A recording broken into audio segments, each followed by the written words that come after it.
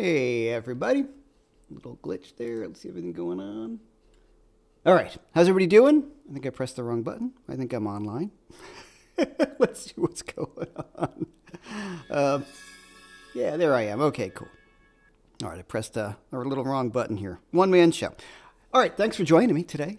Happy New Year to everyone. I hope everybody had a Merry Christmas. I got this going on. Hold on. There's all sorts of stuff going on today. All right, Happy New Year. Thanks for being here. Hope you are staying warm wherever you are. So in Costa Rica, you are staying warm. Been to Costa Rica, which is awesome. I loved Costa Rica. Went all around. Beautiful country. All right. So today, I'm going to do a bunch of things. So if you have any questions, definitely put them in here in the form of a question. Put the question mark first. That really helps me see them. And I can get to those. And also, I have two things on sale. I've got my blues masterclass, the blues boot camp, on sale for 72% off. And thank you for everybody who's purchased it. And it's been quite a hit. Thank you so much, as always. I appreciate it. And I have a special sale. I've got 75% off on my Playing the Changes blues in position. And that puts it under $10 in the States, maybe some plus some tax. So that is being able to play a G blues in position. And I think that's one of the great ways to start thinking about playing over a blues and start to outline the changes. And talk about how you can see the chords in the position and then outline them by using the chords as the framework and seeing everything sort of related to a G minor blues scale right in this position. That's how I broke into playing more, outlining the changes on a blues. That's kind of how I started doing it. So that course is on sale using the link there that BB's thrown up on there. It's also in the description below. And that, like I said, puts it about $10 US. All right. So while I wait for questions, and hopefully you guys will have questions, a few things I want to talk about to get the ball rolling is we talk about, some gear this year. Has anybody bought gear? Has anybody got a good piece of gear that they liked so far this year? I definitely want to talk about a few things that I got this year. Angus Clark's in the house. Awesome. So my top pieces of gear this year. That was dumb of me. I got it in the closet. I'm going to lift up my pedal board, and it's going to be messy. And I'm going to lift it up because I left the piece of gear in the closet. Hold on one second. It's live, but I'll talk about a few things. Hold on. Sorry, guys. This is poor planning. But I'll do it anyway.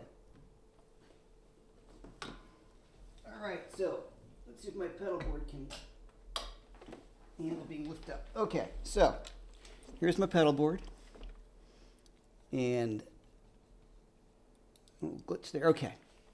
So right now, I picked up this interface, which has been great. It's by Axis Guitar, or Axe Guitar, Axis Electronics. And it's been super cool. I can do this 4-cable method, and I can do a 2-cable method. And it's got a buffer in and out. I can run my amp switcher from right here, like my pedal switcher goes through here. So either for my 2-rock or for my Friedman. So I can run everything in out of here. And then when I unplug it at the 4-cable method, if I take these out and press this little button, it's a 2-cable method. So in other words, I can run everything. I don't have to take my pedal board apart or change any cables if I want to run 2-cable method or 4-cable method into the preamp section of my amplifier. So all the cables come out in and out of one spot, and it's powered, and it's got a buffer, and I can do a number of other things that I'm not using. It has a 6-pin kind of MIDI thing. I guess it's not really MIDI, it's 6-pin. If you have like an amplifier that's got a multiple channel switcher, so I've been really happy with this. Sounds great. Everything's in one spot. At some point, I might put it underneath the pedal board, but my friend who built my board did such a beautiful job that I can't fit it, and I don't want to ruin it on him. You know, I want to keep it as nice. So it's nice in here. It fits here nice and neatly, so that's really cool. I'm also doing some stuff like I am running. I see him kind of. It's a little choppy. Is it getting choppy in you guys? Let me know. It's got a buffer in it, but I'm not using the buffer on the board on the unit because I'm running a fuzz and I'm running an Octavia, which kind of messes with the fuzz or the sound of the fuzz if you use the buffer. So I'm going into the Octavia, into the fuzz, and then into the tuner here, and I'm using the buffer that's in this. So it's been really great, really, really digging it.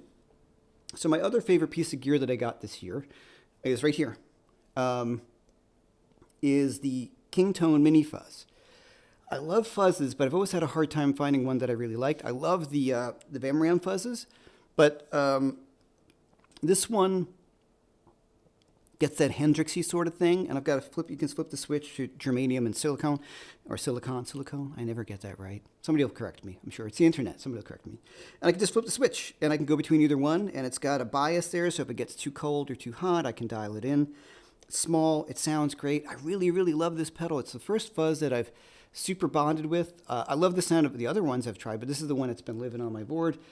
It sounds great with humbuckers, and it sounds really, really nice with single coils as well. So I'm just digging that. So my two pieces of gear that were new this year, this great interface, and then I had one of his interfaces for many years. I think he went out of business, and he came back into business. He did a lot of stuff for Eddie Van Halen and Alex Lifeson, all. He's out of Canada. Really cool. I bought two. I bought this one used and liked it so much that I bought another one because for my other pedal boards, when I travel, I have a smaller board, but I do like to be able to go 4 cable if I can. So I got two of these, highly recommend it. I think it's not super cheap. It's like $200 US, but that's not crazy for what it is and how convenient everything is, and everything's in the same spot. And I can do the 4 cable and I can do the 2 cable method by just hitting a little button. So that's really cool. It does some other things like TRS, stereo. So it does some stuff that I'm not using, so I don't really know. How's that for an answer? All right, so those are my things right there. That's my gear. Hold on.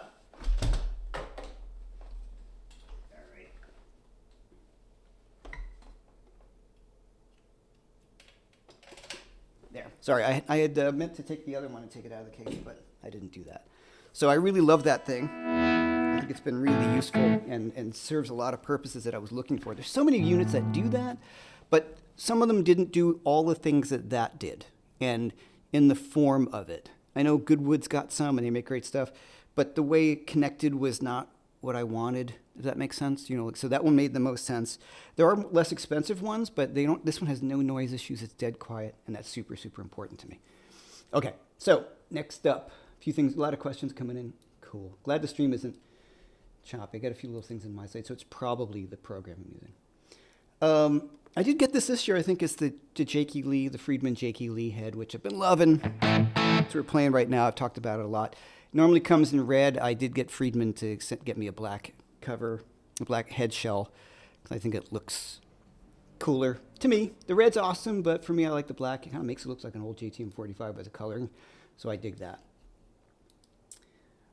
All right. So I talked about this a few weeks ago, and Angus is online. He can maybe talk about this too. One of the things I revisited, there's a lot of plugins lately for guitar that are out there that are all really great. The new Universal Audio one. The neural plugins are really great. But my favorite one, I guess, for years, and I keep on going back to it, is S-Gear.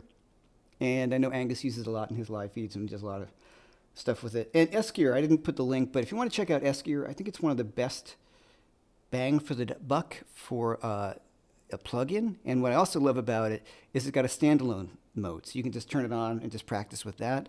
It's a great sounding unit. It's got a number of amps in it, and you can upload your own IRs and everything. So S-Gear, once again, I think is just such a no-brainer as the expression goes.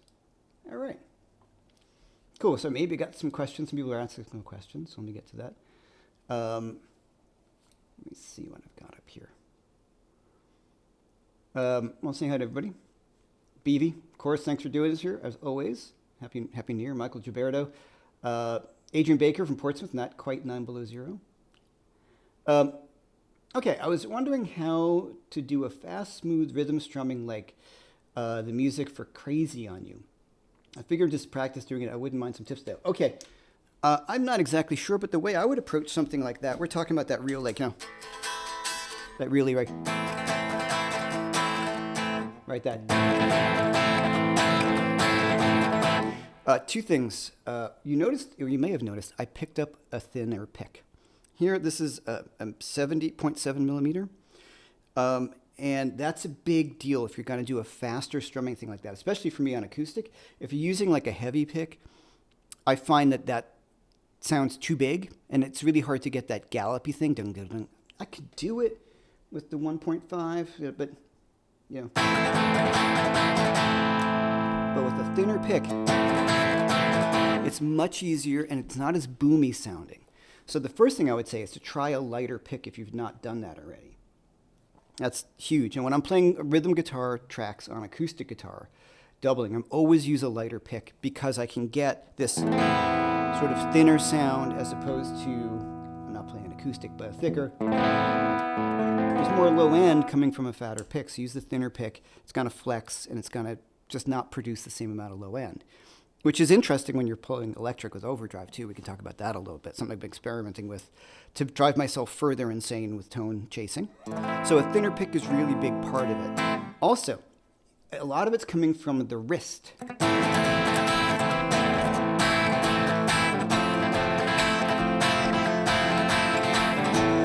Right, so it's kind of,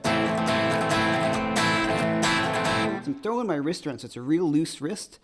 And I'm also just holding the pick firmly enough that it's not flying out of my fingers, but it's naturally bending, right? Like this kind of thing like that. So it's flexing in my fingers enough that I don't drop it.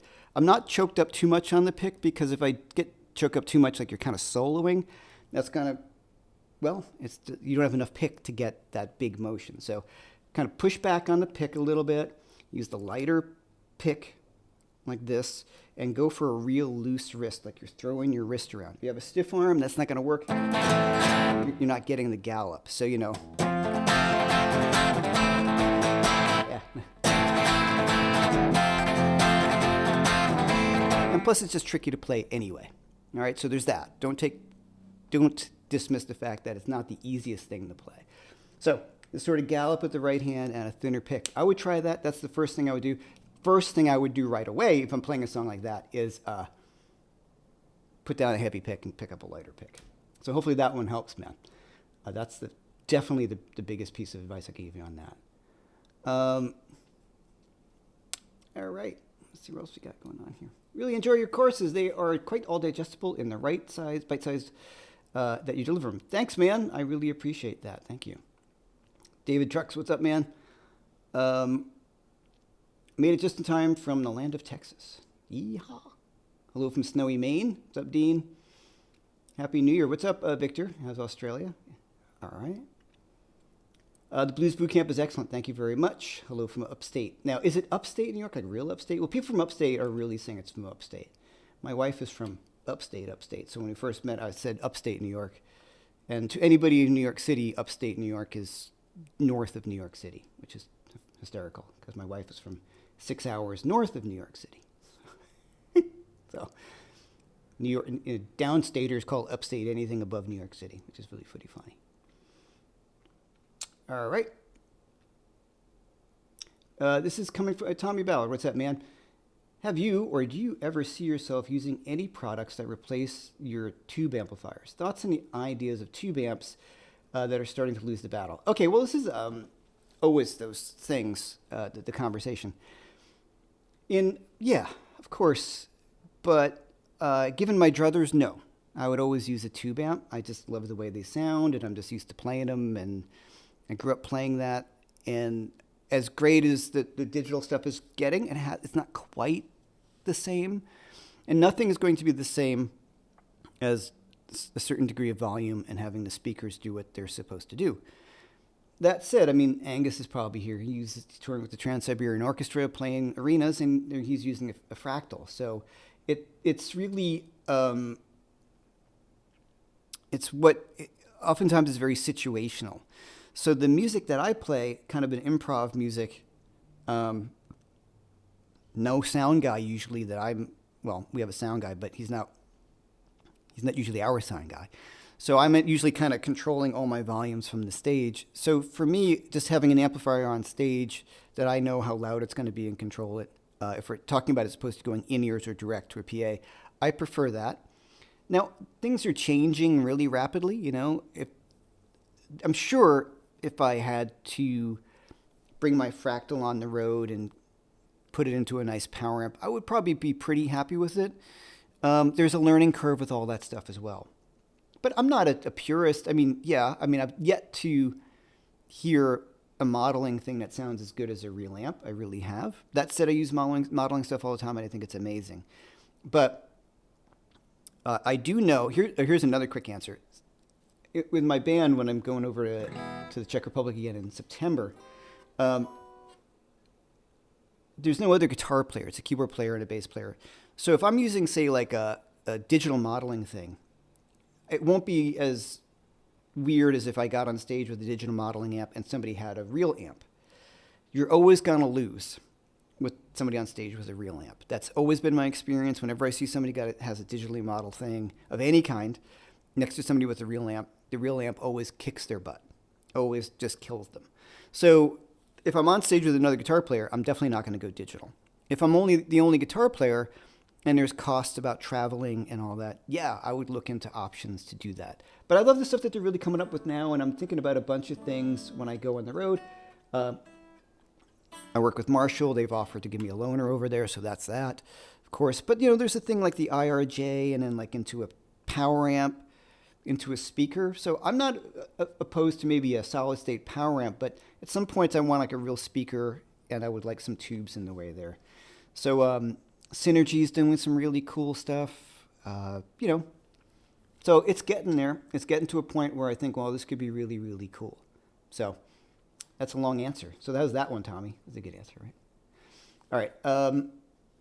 Have you checked out the teleport pedal that has a looper and a Wi-Fi transmitter? It allows you to play with other teleport owners through their own amp rigs and exchange music ideas. No, I've not tried that. That sounds pretty cool. That sounds pretty interesting. I've not even heard of that. So that could sound interesting.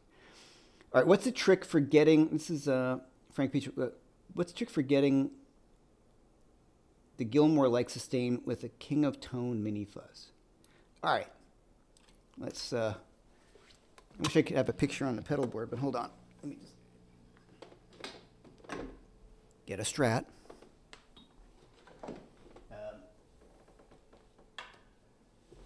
I'll go for a black Strat. So basically, if I want to get sort of like a Gilmore-y thing, a little tune.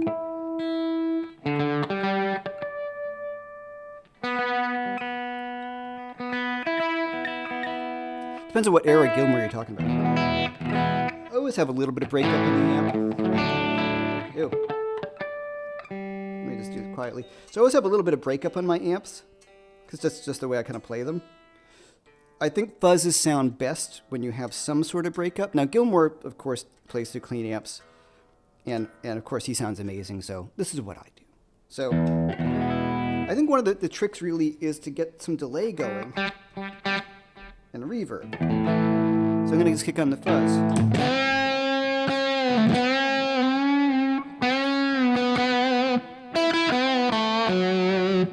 So, I mean, that's just the fuzz. Silicon one.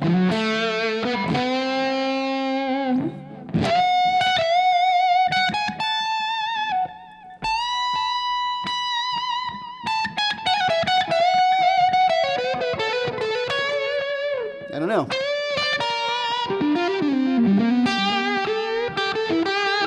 That's just the fuzz into a slightly overdriven amp. The other thing that I like to do a lot if I want to get that even bigger sort of thing is I'll run the fuzz before a clon type pedal or a tube screamer, something that cuts off your low end a bit and pushes the mids. I've got a clon on the board or a KTR, so watch.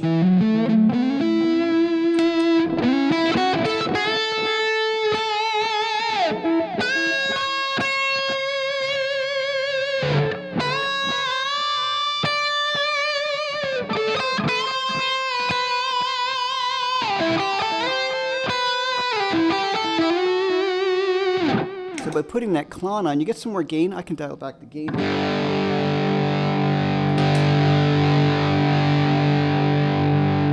But you still get some of those mids pushing it forward. So without it, with.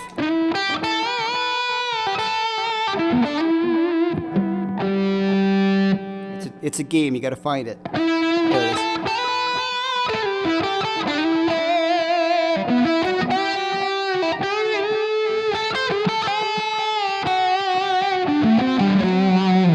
Now that's more more gainy than Gilmour would sometimes get, depending on what era we're talking about. So the earlier stuff this is just the fuzz, kind of like a silicon fuzz phase. But for me, the trick and the way I have it running is if I were running into a totally clean amp, Gilmour's using a number of things. So I don't think he's running just the fuzz into a straight clean amp. He chains it, and I know he changed stuff. I'm not an aficionado exactly what he's doing. But the trick to get a good fuzz tone is to have a slightly distorted amplifier. If I use a super clean amp and I'm running fuzz into it, it can get kind of harsh sounding, like kind of bright, and it's a little bit of the overdrive that kind of gives it that little bit thicker, warmer tone that we associate with him. I'm sure somebody would correct me. Like I said, I'm not a historian on exactly what he's using. I just kind of dial it in as best I can. So a big muff works great, to a little bit of overdrive, or just make sure the high end isn't getting away. And if you want to boost it, I like to send the fuzz into something like a tube driver or a clon or a tube screamer, something that's going to maybe push those mids a little bit further and take away some of the low end, so you don't get that tubby thing that you can sometimes get with a fuzz. You know what I mean? Like that with that neck pickup.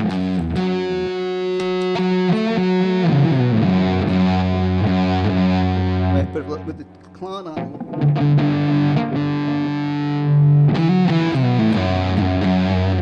those notes are always going to be a little fuzzy on a neck pickup, but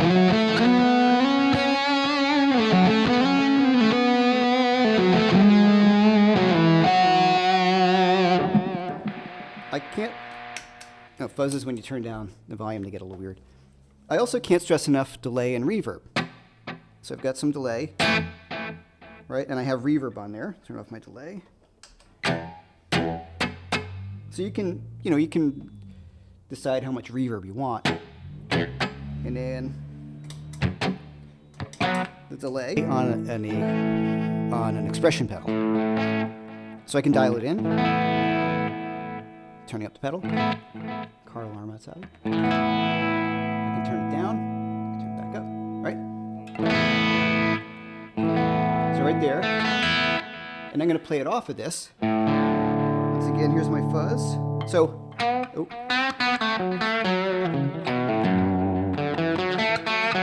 That's just the amp into the plexi thing, so a little bit of breakup.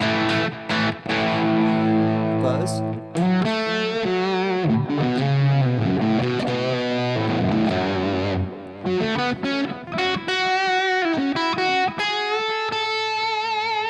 Okay, so a few other things while we're at it, and some people are kind of commenting on it.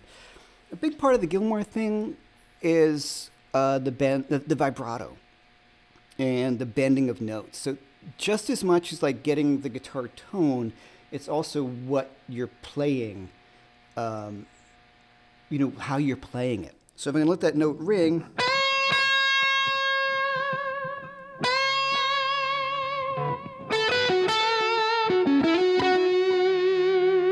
like really spending a lot of time on the nuance of it. And oftentimes that's more what people are kind of chasing. Somebody actually asked me that in a recent thing. In the last, one of the last videos I did on YouTube about like how you're getting that sound is very Gilmour-ish. And I was just like, it's just delay, just overdrive, delay, reverb, and a boost. And that's it, really, So it's not that complicated tone-wise. It's just some tweaking. It's always a little darker. It's not very bright. You don't want that kind of harsh thing.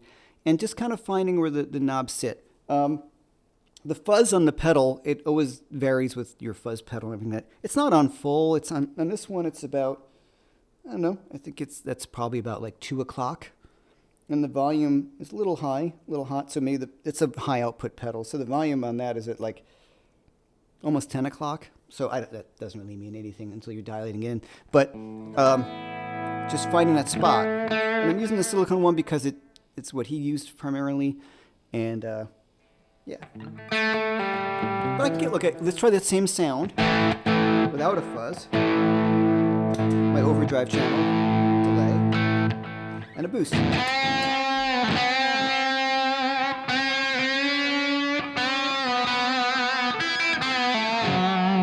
Right?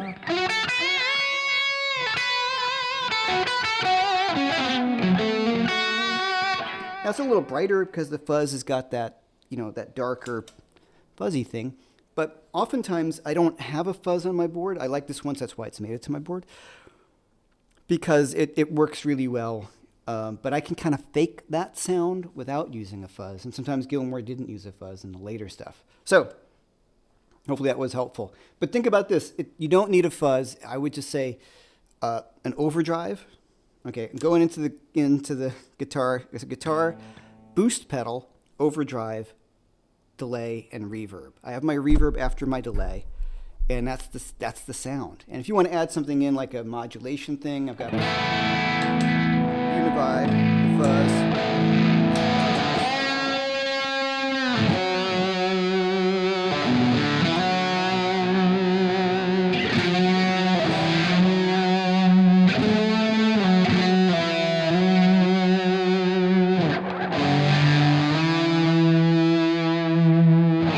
Right? Then I can, if I want to get even crazier, two boosts.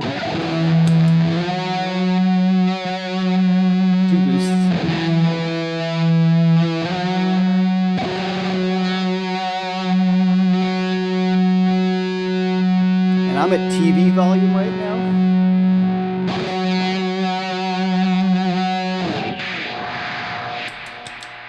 There you go. Like, so when you turn a fuzz down, it makes that weird, the way it interacts with your volume knob gives you that weird when you're done.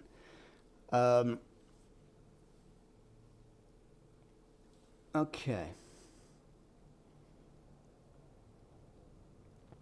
Okay, those tube amps are only losing with the crowd that never gets out of mom's laundry room. Kind of true. The fly dates and things like that make things much more difficult. Touring becomes more difficult. So oftentimes I think I would rather bring a digital rig than rely on crappy backline though, right? So if I knew the amp I'm playing, so in New York, I'm never going to bring a digital rig when I've got any of these amps. But if I'm going over to Europe, which I am, I can't play with my amps, and renting a backline is expensive, and oftentimes you get amps I don't want. So sometimes I would maybe be better off with the digital solution because I know what I'm going to be using and have time to dial it in. So that's that. It all depends. But as BV was saying, it all depends on the situation you're in as well, in the context, right? For sure. Teleport is by your pen, Michael Palmisano. Okay, cool. That's great. I think I've heard about that. That's right. It sounds cool. That's the sound. Of course, it helps that you have the feel and the vibrato as well, which is always in the hands. Yeah, and practicing, just listening to a ton of Gilmour, just a lot of Gilmour. Probably one of my favorite is one of my favorite guitar players of all time. What delay are you using? I am using, as the delay I've been using for years, the El Capistan. I try other delays and go in and out of them, and there's so many good ones. The Halo comes to mind. What a great delay. The Timeline, it's great. I mean, there's so many great delays. I've got the latest version of the Strymon El Capistan. I've been using the El Capistan forever, and I like the upgrades they did, and I know how to use it, and it does everything I want. So I decided just to stick with that. And I've gone through a few things, and I've talked about this when I was on that pedal show. I had I had like a Strymon switch with 3 different presets. I've decided just to go with an expression pedal because I find live it's much easier for me to dial in the exact amount of reverb or delay that I want. I'd like a few more presets, but it's not big for me to do that. I don't use a lot of delay other than what I'm kind of using. The thing I would like to have maybe is like that kind of Robin Ford slapback, but I can't quite fit it on my pedal board. So there you go. It's a nice sound. I know Matt Schofield uses it all the time. It's a great sound, but I can't. It's either that or lose an Octavia, Not losing that, or a Univibe or something. So yeah, not doing that. Okay, you found it helpful. Thank you. Jeff, the bridge on that stock Fender Stratocaster, I know you hate play in the bar. I just bought the Callahan block and the arm to try to eliminate that. Yeah, cool, man. This is a DiMarzio injector. These are noiseless. So this is an injector. This is the same set I have in my Tuttle. This is a DiMarzio 61, and this is a 67, I Pretty sure. I might have those two backwards. But this is the injector, the Paul Gilbert one. It's really stratty and cool sounding. And what I like about it is you can have all that fuzz and all that stuff on and have no noise, which, I do a lot of video, obviously. I'm sitting in front of my computer, and if I picked up my old Strat and plugged it in, it would be super noisy with all that stuff on it. And if I'm doing gigs, I'm going to go for the no noise over having to deal with the hum of a Strat. Some people will say, well, the hum of a Strat is the sound of a Strat and sound of a Fender. Okay, sure, cool. But some of the tunes I do of my own are a little more gainy because of my, metal past, which I firmly wear on my sleeve. And sometimes higher gain, it just gets too noisy. And if you want to play a ballad, but you want to have a singing overdrive, it just ruins it. So I gave up on that a while ago. I know there's all sorts of great options, the back plate and all this stuff. I have the back plate on one of my Tuttles, but I just have gone with the DiMarzio, got them dialed in, and I think they sound great. So there you go. I'm just going to leave it. So that's what I'm using here. This has got all the tape in the bar, right? The spring and the tape. Good luck with the Caliam. Those are great. I have Michael Tuttle's got this is a Mike Landau, but Michael Tuttle has my white, the Masterbuilt Landau. I've actually had him replace the tremolo on that with his tremolo. So what Michael's tremolo has is slightly narrower, ever so slightly, because, vintage Fenders are very close to the side. And I'm used to it, but I do prefer just a slightly narrower. Like it's like so small that you barely notice it, but when you're playing, you don't have to worry about pulling the strings off the side of the neck. And I like really tall frets, so that helps a lot. And Michael's guitars, he uses a push-in bar. So it's a 6-screw steel roll, like a cold steel rolled, whatever. It's Fender specs, but with the push-in bar and slightly narrower. So I have it on all my Tuttles, and I love it. So I'm looking forward to getting that guitar back. He refretted it for me. So, yes, this is the black Strat, the custom. This is the Landau custom shop, right? I love the big headstock. I did change the pickguard because I wanted to make it a little bit more of my own. And the original Landau came with the white, which is not period correct. It was a mint. It should be white, not mint.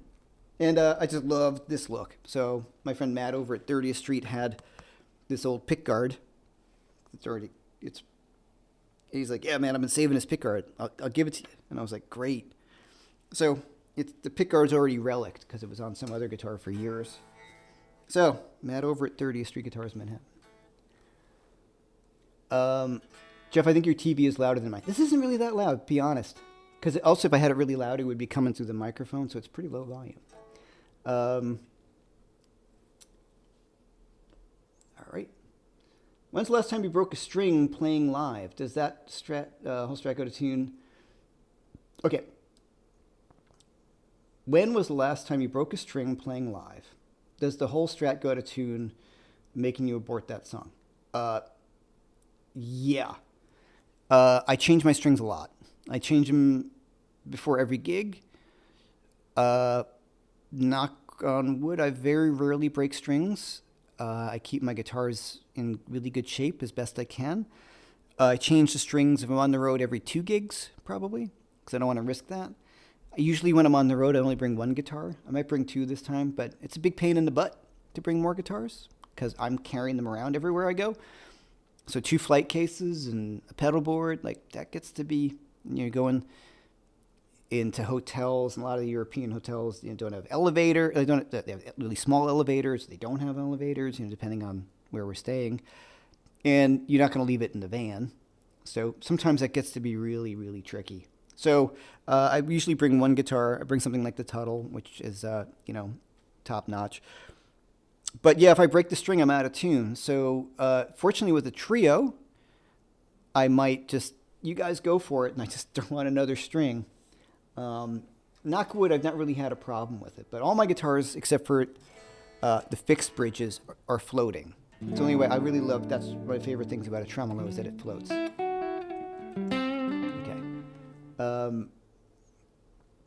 Love the DiMarzio area pickups. I have a 67 and a 58 and 2 guitars. I think they're great. I think they're really awesome sounding. And I think they're as close as I can get to a real Strat pickup, I think I've said this before. There could be there are pickups that sound more vintage or more like it, but I don't care. They sound great, so I'm done chasing my tail on it and trying different things, and then you're A/B in it. One thing I do want to say about the DiMarzios, and I'm friends with Steve Blucher at DiMarzio, he's the legendary pickup designer.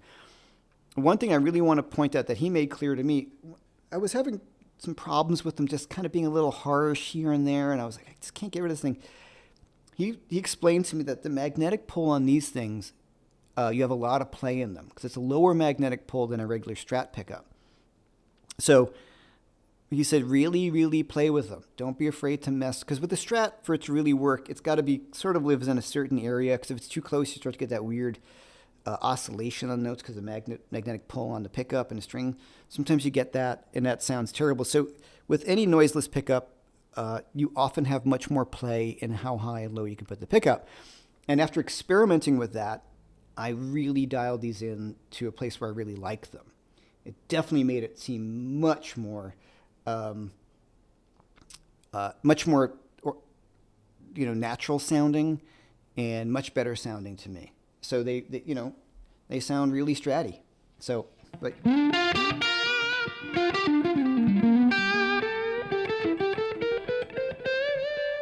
now their poles aren't level. Somebody just said their poles were level. These are not like, it looks like they're relatively all the same except, no. Well, it depends on which one, but on the neck pickup and the middle pickup, the E, A, and G string are all the same height. Then they go down from the D is higher, A, and E. So there's something going on there. But, I mean,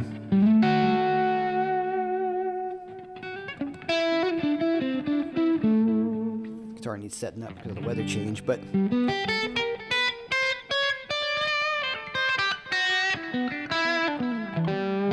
that sounds pretty stratty to me. All right, I'm considering historic makeovers to refinish my R8. Tell me about your experience with your R9. Sure, let me dig it out for you.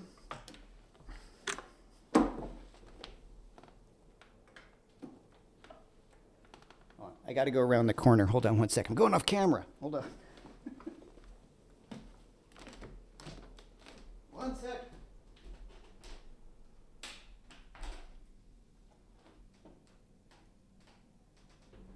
I'm coming.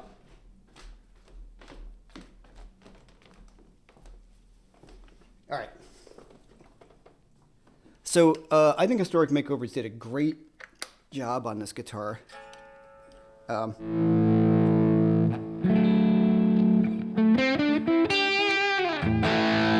the thing about I've played a lot of the like the Murphy Labs. In my mind, I think the Murphy Labs are great. I don't want to say they're not. The aging on this, and I've played a lot. I own a 1953 Les Paul, a real one, as you guys know. And the aging on this is more ultimately realistic than the aging on the Murphy Labs. And I think the reason why is just I think these guys take a lot longer to make the guitar and do the aging on the finish and the way they finish it. And this was done while Kim was still alive. I actually talked to him a number of times about it. I did not play this guitar before it was made. This guitar I picked this one out because it looked cool and the weight was right, and I kind of threw it off to the heavens that this would be a good sounding Les Paul, and I was really happy when I got it. So I think the main things that they do really well, they do everything really well. I think they're great. How's that for an answer? It's expensive, but the way the Murphy Labs are running now, it's kind of goes parallel depending on what kind of Murphy Lab you get. If you get like a heavy aged Murphy Lab, those are wildly expensive. I would, unless you find a Murphy Lab you really love, the historic makeovers at times or more feel like a bit more historically accurate. People may argue with that. I've held played a lot of real bursts, and owning an old Les Paul, the checking is much more like this on my old guitar, any old guitars I've seen, than it is on the Murphy Labs. That's my only thing. I think the Murphy Labs are great, though. I love. I do have an issue sometimes with Gibson's quality control. That's an open. Everybody talks about that. You play some that are great, and you play some that are just you just wonder how that thing got out of the factory. Fender too. You know, I just want to say, yeah, man, everyone I've played has been awesome. They haven't been. But all the makeovers I've tried. Now, once again, if you're giving them a good guitar, you're probably going to get a guitar that comes back sounding maybe the same or a little better. Why it might sound a little better, and then we start getting into all this stuff, is the nitro finish, I think, makes a big difference. People say, like, tone doesn't, the wood doesn't make a difference in finish, just to pick up. Bull. A nitro finish makes sense to me. Guitars generally resonate clearer when they have a thinner finish. That's pretty generally understood or agreed upon. I'm sure some people get really upset about that. Like, oh, then they start getting into the PRS, like Paul saying, like tone woods. I think it just means good sounding guitars. And there's certain things that you can do to help a guitar sound good. I think nitro finishes or super thin poly finishes. Like that's what John Suhr does, super thin poly. John Suhr knows what he's talking about. It's just the really thick finishes on a guitar that makes sense. You're just encasing this thing in plastic. So, all right. Okay, what we got next? So hopefully that helps. Oh, pickup wise, these are, by the way, I've gone between two. I've had throwbacks in this, which I love. The SLE, right? 101s. Those are great in this guitar. Right now, they're the Ron Ellis LRPs. I would be completely happy with both. The 101s are a little more like rocky sounding. They have a little bit more pronounced mids. And these have a little bit more kind of highs. I liked both. So when I switched them out just to give them a shot, I was like, oh man, these are both great. But I kept the Ron Ellis pickups in here for right now. I have Ron's pickups in a lot of my guitars. I'm generally not a big fan of the Gibson pickups though. So that would be something that I would maybe change. Maybe they have something better now. It's been a long time. I never really loved the burst buckers when compared to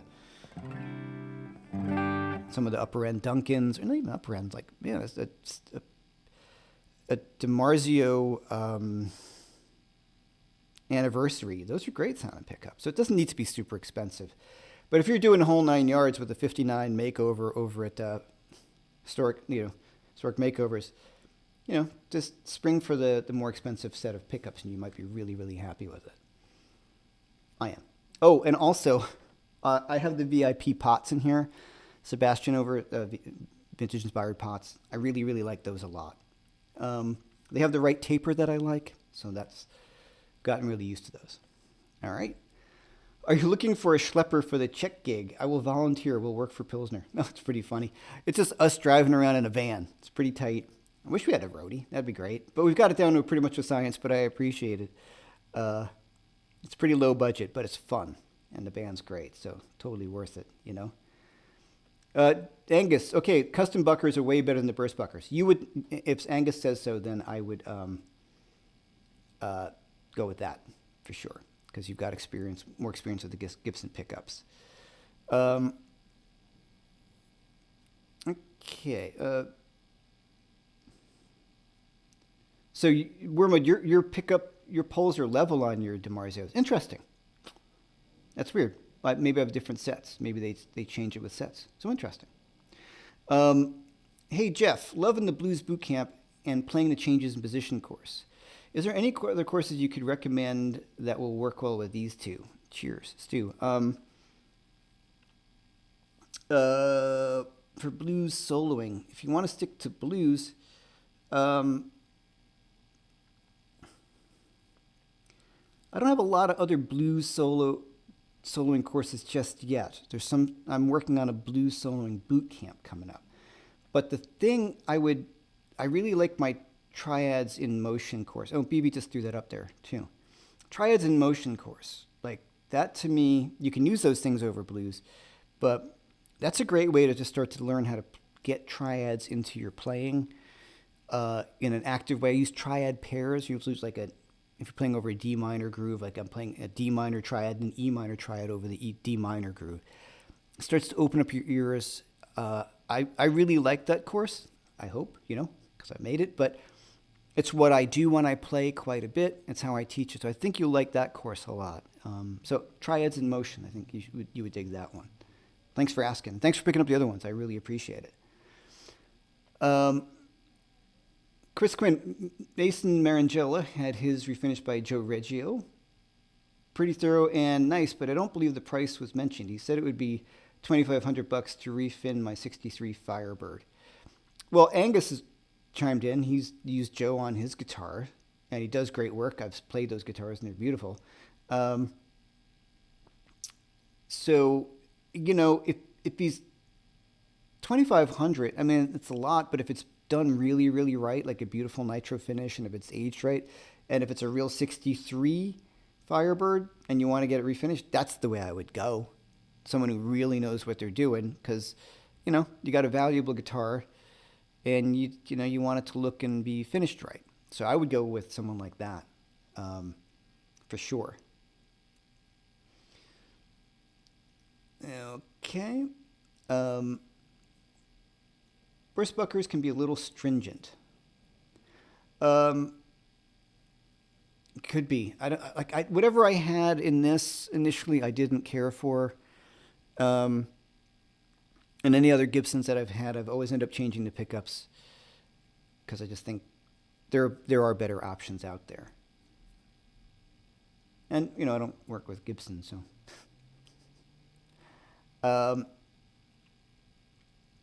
Ron Ellis, when you thought throwback isn't expensive enough. Yeah, they're not inexpensive, but they're really cool. They're great. And if, like I said, if you're dropping all that money on a historic makeover, don't cut the corner, right?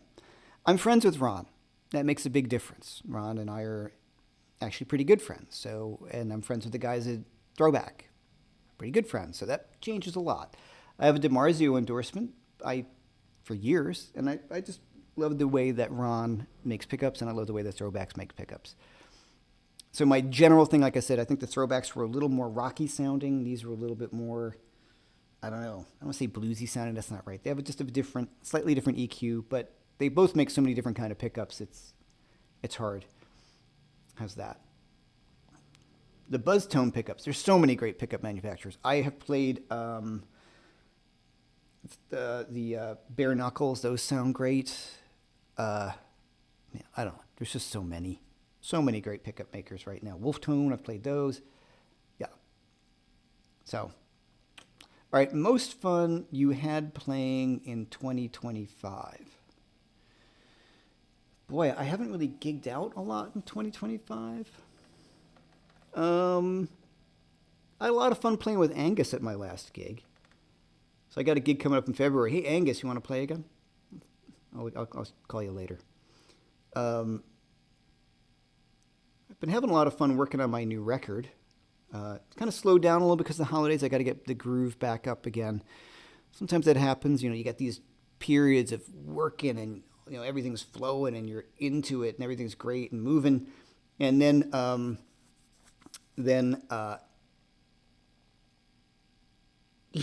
like the muse leaves you for some freaking reason. And I think I've discovered one thing that I was reading up, and it's called procrastination by inspiration.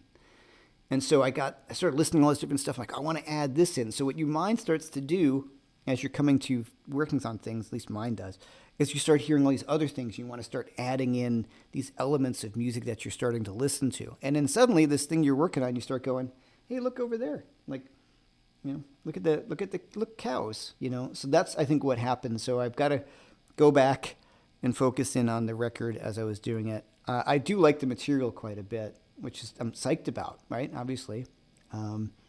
It's not a blues record. It's a bit more rock, Pink Floyd-y, sort of prog elements to it, some odd time stuff and all that. A little heavier.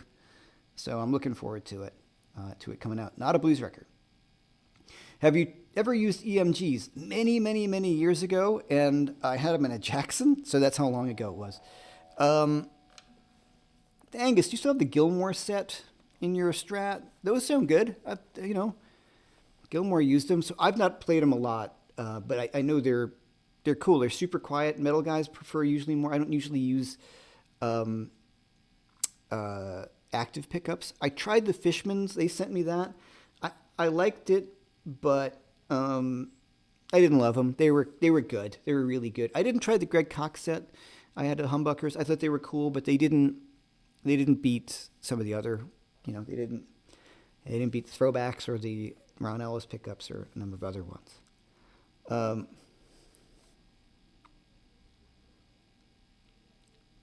right. Knowing you're a big Scott Henderson fan, do you prefer the TWA SH9 or the Butter Machine? I'm looking for a distortion pedal. Okay. I haven't tried Scott's pedal. The SD9 on its own, we're talking about the sonic distortion variants of the Ibanez or Maxon sonic distortion. The sonic distortion, there's a really great video I think that the Gear Page did, not the Gear Page, that pedal show did on the sonic distortion and trying to dial in. It is an annoying pedal to get right. I haven't tried the Scott Henderson one. I do have the Butter Machine. I really, really like it. It's not on my board right now. I like, just where I'm at right now, I just haven't been using it. I do really, really like it though. It's loud and it's cool. You know what it is? It's a bit fussy. That's the whole thing about the SD9 stuff. They're fussy. And like I said, watch that pedal show on it. They're like going back and forth. And I find that pedal more than anything, just even like a slight turn or a slight change of the high end or something really changes the pedal. But when it's working, when it sounds great, at volume, it's a great sounding pedal. So I do like those a lot. If you're looking for a distortion pedal, right, just a straight on distortion, there's a few that I really like. I'm not going to say... well, the Jan Ray by, that's not distortion. What am I thinking? Oh, the Heavy Hand by Kingtone. If you get a chance, check that one out. I really like that pedal. I think it's a really nice sounding distortion box. Very kind of Marshall-y, and that's what I lean towards in my distortion boxes. So I like that. I wish they would make a Friedman Jakey Lee combo. They would do that for you. I would call them. At the heads, just go. They have a combo. They have a small box combo. This is the same size as a small box. I don't see why they wouldn't make that for you. Or you might have to make it yourself. Buy the head and then buy the combo from them. I would give them a buzz. They were pretty cool. I just ordered that, and they were like, "Yeah, sure, no problem." I do happen to have a red head shell if anybody's interested in taking that off of my hands. So so I would give them a buzz. I've got a 1995 Custom Shop 59 with incredible PFs. Anybody know what they were using then? I really don't know what to look for. I don't know that much about the history, of those. So I don't know, unfortunately. I've been having pickups made by Tom Brantley. He used to work for Fralin. It's been a fun experiment to get pickups to match guitars. Not too pricey either. Talking to him is the best part. Yeah, I love when you get a guy on the phone, you tell him what you want. And they're going to send different guitars, and the pickup height makes such a big difference. I noticed that with one of my PRSs. Like I had the Grissom pickups. I switched out the Grissom pickups, but I felt the guitar was a bit edgy. And I just lowered the pickup a little bit, and it all went away in a good way. So really spend some time with the pickup heights. I've been getting more into that lately. Like, there's something weird about the attack of this note. And I just lowered the pickup like a hair, and it kind of went away. Or it did go away. And I was like, oh, man. That's stupid. I should know that, but I forgot. Bill Shulkitis, what's up, man? Quintessential Robin Trower CD. Yeah, Bridge of Sighs. That's the one. Everything else is great. Well, not everything. Well, that's the one. Bridge of Sighs. Absolutely. Hey, Jay Jackal. Thanks for the top chat, man. Great hang. I appreciate it. Thanks so much. Have you ever used those expensive blue chip picks? I've been tempted to go fingerstyle like Jeff Beck. So 2 questions. Yes, I have I have purchased blue chip picks. And then I lost one on a gig. And then I've never purchased them again because it was like $35 went away. I have 2 upstairs. I don't use them. The reason why, and I've talked about this, is and I've heard Andy Wood and I have spoken about this because he's got a blue chip pick and he's lost them. He's like, oh man, it's too much.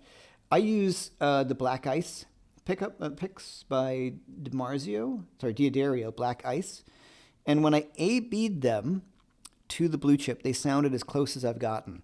And apparently, how I stumbled across this particular pick was I was at TrueFire many years ago, and I saw this on the table, and I started playing it, and I was like, wow, this is great. And it said Andy Timmons on it. So apparently Andy's using these. So thank you, Andy, for turning me onto these inadvertently. Also, what I like about the Diodario Black Ice is they're a little bit bigger than a regular Jazz 3, just a hair, big enough where I find it easier to play. I like the sound of these a lot. They sound as close to the blue chip as I found, and they're nice and warm, and they've got the point, which I do like for playing faster.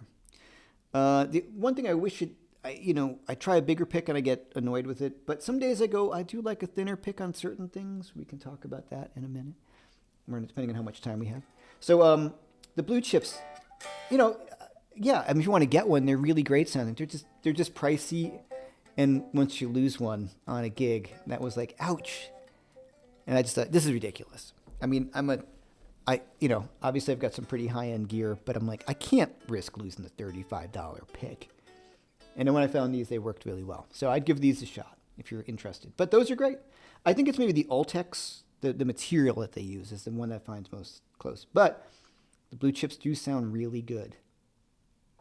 You've been tempted to go fingerstyle like Jeff Beck. Or have I been tempted to go fingerstyle like Jeff Beck, or you are? Let me address both of those. I play with my fingers all the time. I couldn't go all straight fingerstyle because rhythm guitar. Jeff Beck didn't really play rhythm guitar much. Just like Mark Knopfler, they play a specific kind of rhythm guitar, but you can't really do that without a pick. And, I like using picks for certain things, but I use my fingers all the time as well. So I think the mixture of the two is the best for me. Angus, right here. The EMG DG pickups were cool.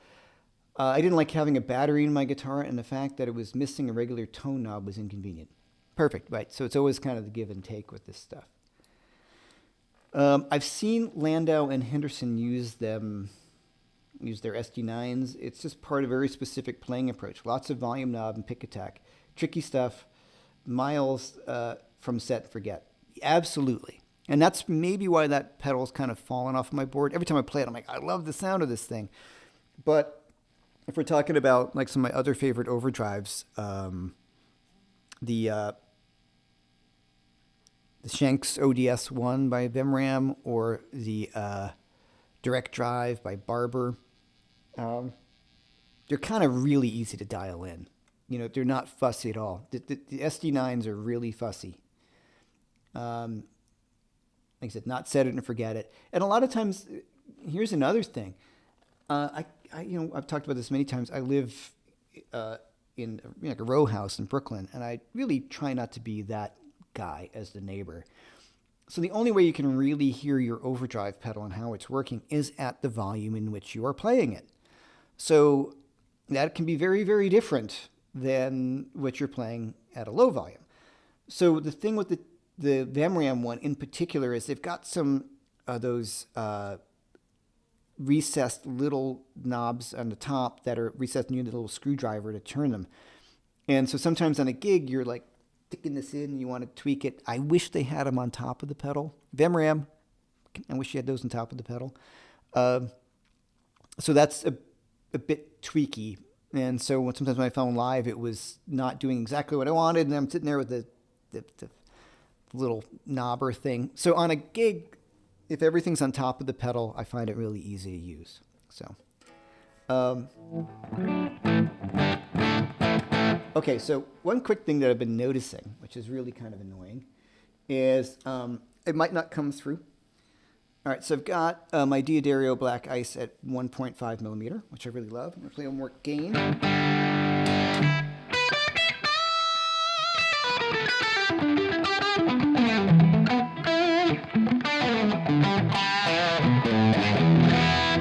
Now, I'm going to use a 0.8 millimeter Black Ice.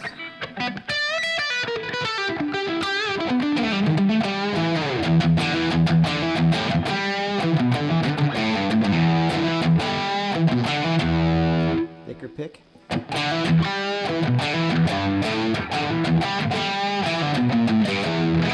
don't know if you guys can hear that difference. I think I heard Dave Friedman talking about this. Oh yeah, with Michael Nielsen from Big Hairy Guitars, using that thinner pick, like Eddie used a medium pick or something. So the more gain you have, the thinner pick you use, the less low end you get going on, and sometimes you get more articulation in the notes. So I was messing with that through the Friedman at a higher gain setting.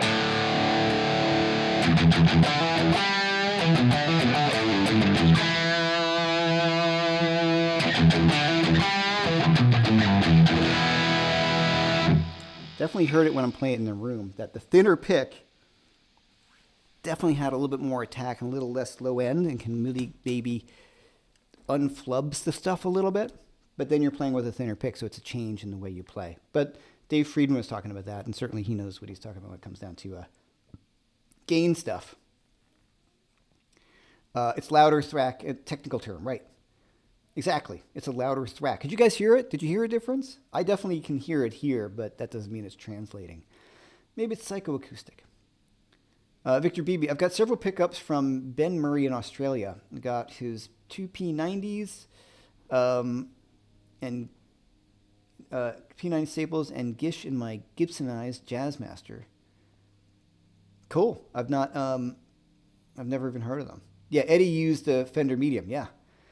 And it makes sense, especially when I'm running like the Plexi, and you kind of hear that the attack is different. So it's all what you're looking like. Eric Johnson uses a heavier pick, like it's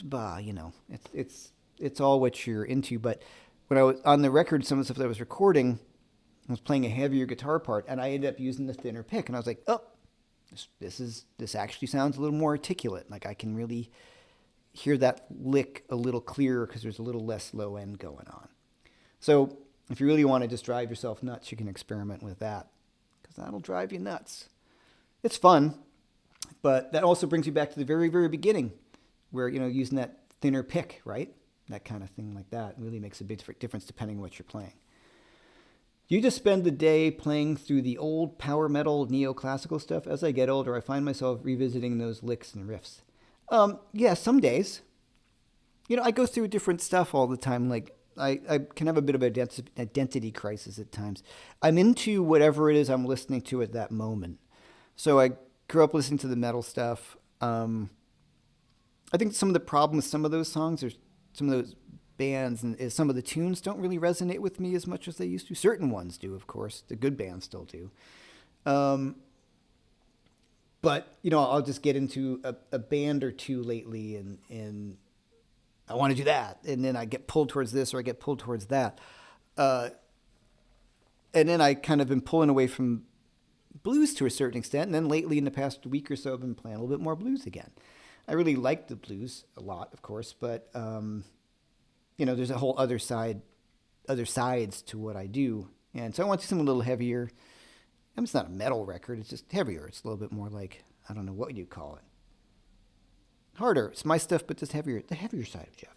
But you also, if you notice, on my two records, the one I did with Robin on my other solo record, there's no blues tunes on it. So it's a bit more like that, like where that direction was going of Pink Floyd-ish guitar, Hendrixy, a little bit of psychedelic, throwing in with a touch of fusion, throwing a little bit of metal in there. Do you find inspiration strikes you most from riffs you stumble upon or on your own from songs that inspire you? That's a good question, man. I'll do a few things. Hold on.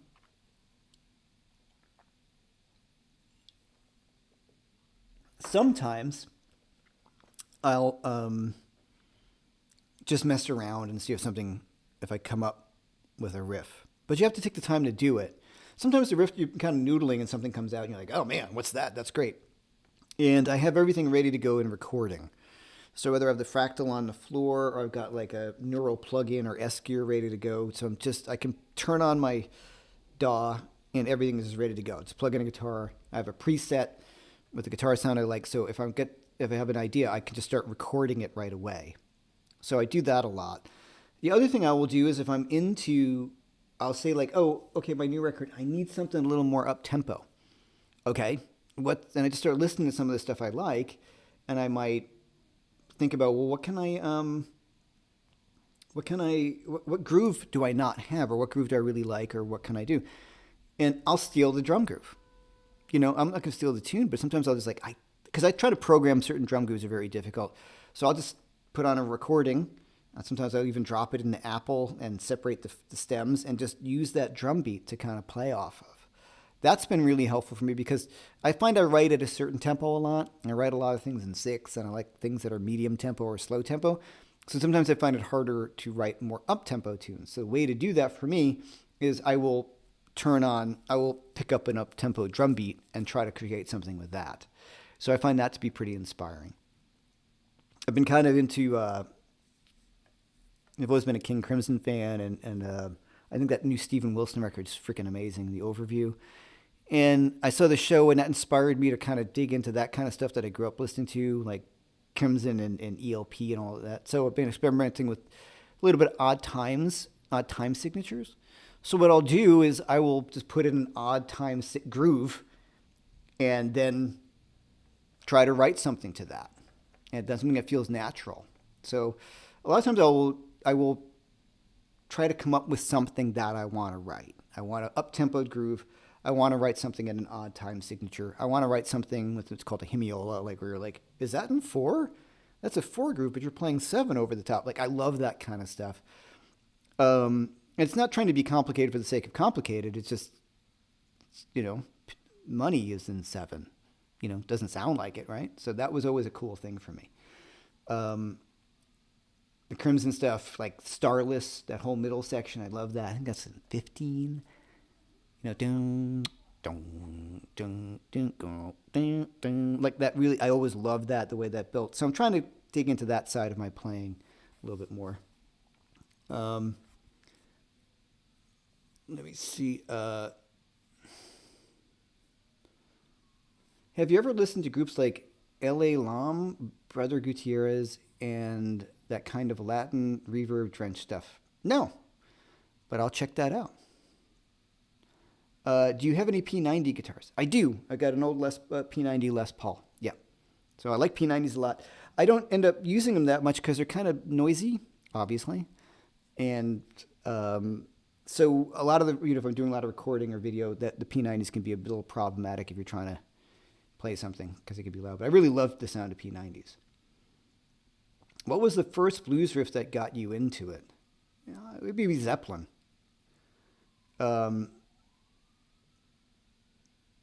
Yeah, Zeppelin stuff. Rock and roll probably. Since I've been loving you all, and you start realizing, oh, those are blues tunes. But I think the first real, and Cream, of course, for sure. And Van Halen, I'm the One. No, not I'm the One. Sorry, Ice Cream Man. It's blues.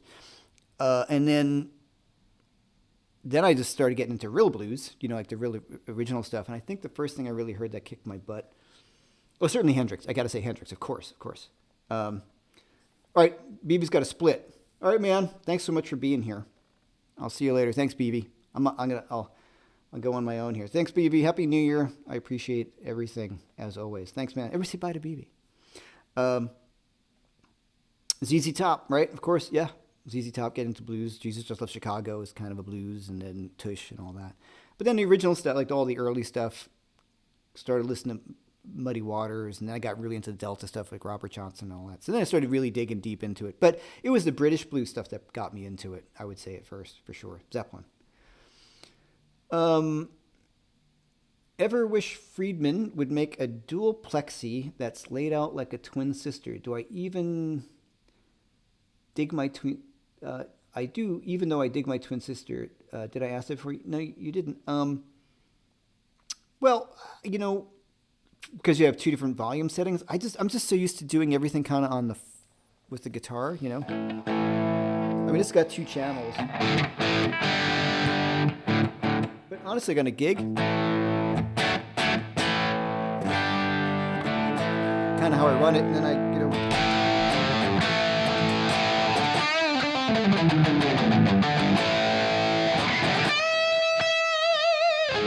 do it all with pedals and the volume knob. So I find too many I just didn't grow up playing channel switchers.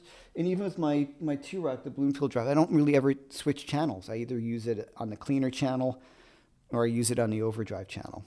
So that's just the way I grew up playing. So that's not to say it's the only right way to play it, but I don't find myself needing that. And also to solve if I want a boost or louder channel, I'm running the 4 cable method, and I have a volume pedal on the floor, so I can boost the volume of my guitar with the volume pedal. That makes sense? All right. What do you think is the best way to learn notes on the fretboard? One at a time. One string at a time. The natural notes. E, F, G, A, B, C, D, E. Say them as you play them, up and down. That's the best way first. You definitely want to be able to do that, first. Then you go to the next string and do that. And also realize your high E string and your low E string are the same. Right? That's 2 down. Any of your octaves, you can think about that way. But I'd say learning one string at a time is the way to go. Which Friedman would you recommend for a Hendrix-type platform? Dirty Shirley or the Plex or the Runt 50? I have not played the whole line. I have not personally played a Runt. I had a Dirty Shirley. I thought it sounded great. It didn't work for me in a live situation. I need something a little more aggressive. I found the Dirty Shirley got kind of disappeared in the mix, personally. And the reason why I went for the Jakey Lee model was it's of the Friedmans that I've played, and I think they all sound great, it's the most aggressive sounding. It's the one that sounded kind of closest to an 800 or my Plexi. It's a little more forward than some of the other ones, because Dave's amps, in my experience, can be a bit smooth, say as opposed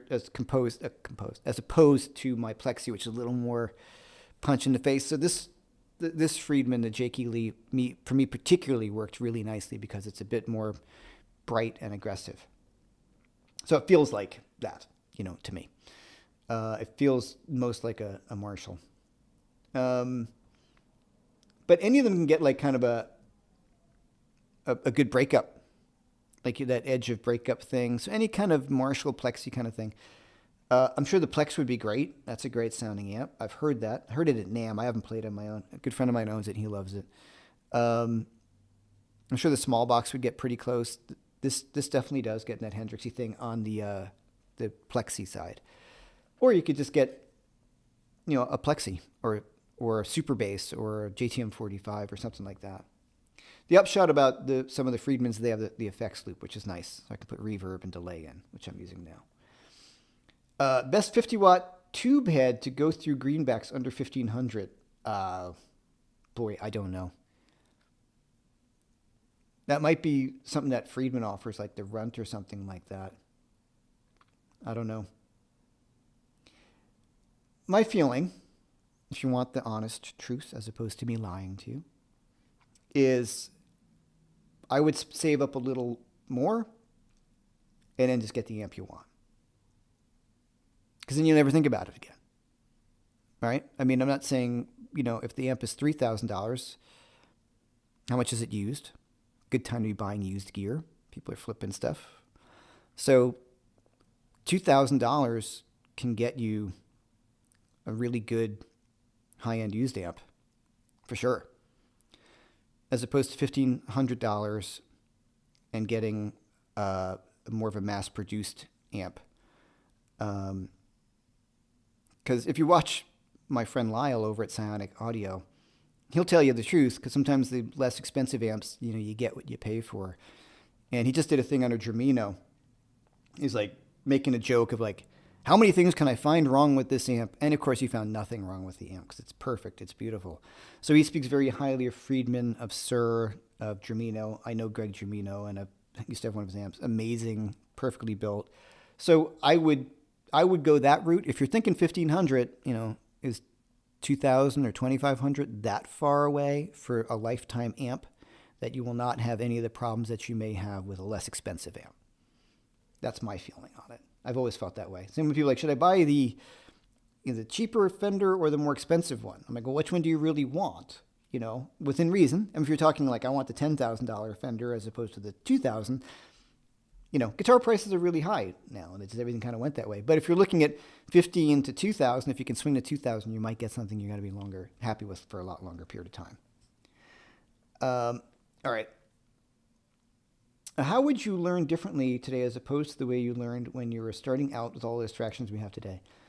Well, I would learn, and one thing I really like is in my blues boot camp is this 3-pillar method I talk about a lot, where I talk about learning, separating your practice time and stuff you work on into 3 sections. So there would be vocabulary, meaning, phrases and licks and learning how to apply musical ideas.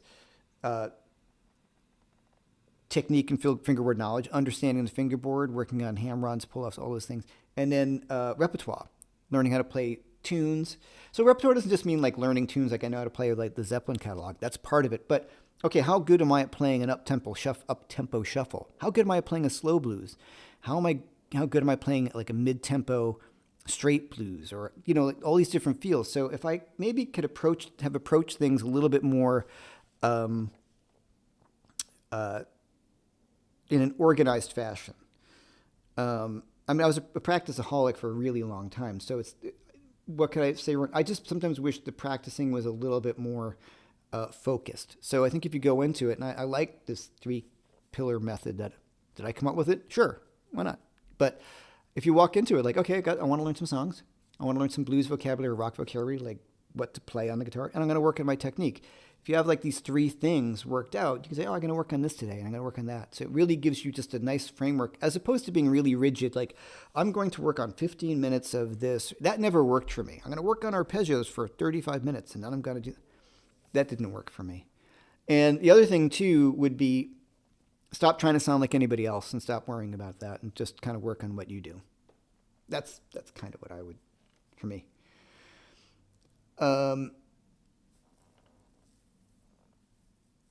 Okay. Thanks for answering my question. Friend, thanks for all you do. Do you ever gig in upstate New York? Would love to see a show. Lastly, can you give an example on outside playing during improv? Ooh, that's going to be a long thing. I don't ever gig upstate New York. It just doesn't, I can't afford to do this. It's really the thing. Like, this stuff doesn't pay enough. So, a lot of people talk about that, like, your YouTube audience doesn't all come to all of your gigs. Like right now, there's 85 people here. If I could bring 85 people to every gig in a town, I'd be overjoyed. But it doesn't really work that way. So it's getting up to upstate New York, paying the band, getting money from the club, transportation, hotels. It's just not worth it for me, unfortunately. I wish it was, but I can't do it. I can't afford to do it. So, and there's the fun of gigging, but it kind of went away a long time ago. Like in the Czech Republic, we're on tour, and it's not great money, but you're doing a bunch of gigs and playing my music, like doing one-offs out of town and doing it in the States. Because the thing that makes it work so much better in Europe is a lot of the towns are really close together. In the States, you're driving these really far distances, and it just makes it really, really difficult. And, it's a matter of bringing in the people, which I just can't do on a regular basis. When I play in New York, it's usually pretty well attended, but it's New York City, so. And I don't gig too much. Like if I gigged every week in New York, then you don't see as many people coming. Hey, you just signed up for the Italy Guitar Breaks. Awesome, man. I'm doing Guitar Breaks in Italy with my friend Corey Congilio. We didn't even get a chance to announce it. Guitar Breaks sent out the mailer, and it sold out in a few hours, so we were pretty psyched about that. So there you go. Do you have advice on trying to break out a never-ending gear search and play the darn guitar? Sure. Few things. And I gotta call it because I gotta make dinner and I gotta walk my dog who's getting a little antsy. One of the things that reminds me the most, because I get the same as you, I need more gear like a freaking hole in the head. It can be a distraction. I'm not complaining. One thing that I'm reminded that is if I start thinking, and I do it, some days I play my amps and I've got ridiculous gear, and I go, everything sounds like shit. Why does this all sound like shit? And then you turn your amp up a little bit to where it's somewhere where it's supposed to be played at, which I can't do very often here. And you go, oh yeah, that. So that's one of my main things. If you have a situation where you could turn the amp up a little bit and get it to do what it's supposed to do, as opposed to playing at TV volume and you're, in the basement or something, that always cures it. Why does everything sound like crap? Oh, I turn it up a little bit. You go, oh, this thing sounds amazing. That's one of the things I try to remind myself all the time. Whenever I'm starting thinking everything sounds bad, I just turn it up a little bit and go, oh, that's what I'm missing, and that's what I'm trying to find, and that's why I'm chasing pedals or amps or something like that, because I can't turn anything up to a reasonable volume all the time. That for me, yeah. Do you have any? What's your plans? What's your plans and goals for 2026? Yes, a new album. Yes, that's in the works. It might be an EP as opposed to a full-length record. 6 tunes is the plan. A tour in the Czech Republic. Yep, in September, depending how the world goes. We won't get into that. And